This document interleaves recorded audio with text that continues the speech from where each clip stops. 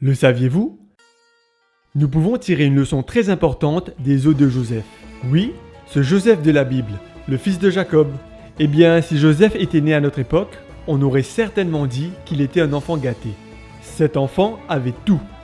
Une belle maison, les meilleurs vêtements, et par-dessus tout, il était le préféré de son père.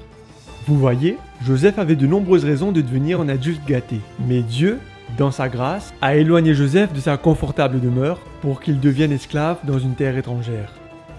Ce jeune garçon qui avait tout, n'avait désormais plus rien. Eh bien, presque rien. Il possédait toujours deux pierres précieuses, la foi et la loyauté. Avec ces deux pierres en main, Joseph décida de mettre Dieu en premier. Donc même quand il fut faussement accusé ou qu'il fut envoyé en prison, personne ne put le décourager. Le Seigneur était avec lui. Et après son procès, Dieu était prêt à transférer Joseph de la position la plus défavorisée sur terre à la plus privilégiée. Maintenant, se laissera-t-il charmer par le luxe de l'Égypte en menant cette nouvelle vie de confort et de richesse?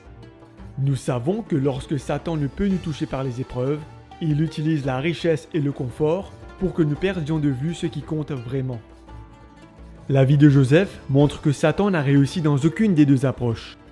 Quelle est l'importance des os dans toute cette histoire? Eh bien, prêtez attention à ce verset. Moïse emportait le corps de Joseph, car celui-ci avait dit à ses frères, « Dieu vous viendra certainement en aide. Jurez-moi d'emporter alors mon corps avec vous. » C'est Joseph qui a dit à ses frères qu'il désire que rien ne reste en Égypte. Ni ses biens, ni ses enfants, et même pas ses os. Il ne voulait pas que quelqu'un pense que l'Égypte, qui était le symbole du monde, pouvait diminuer son désir de la terre promise.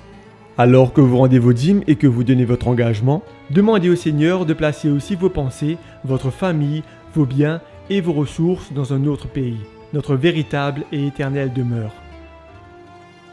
Mettons nos désirs en dernier, et Dieu en premier.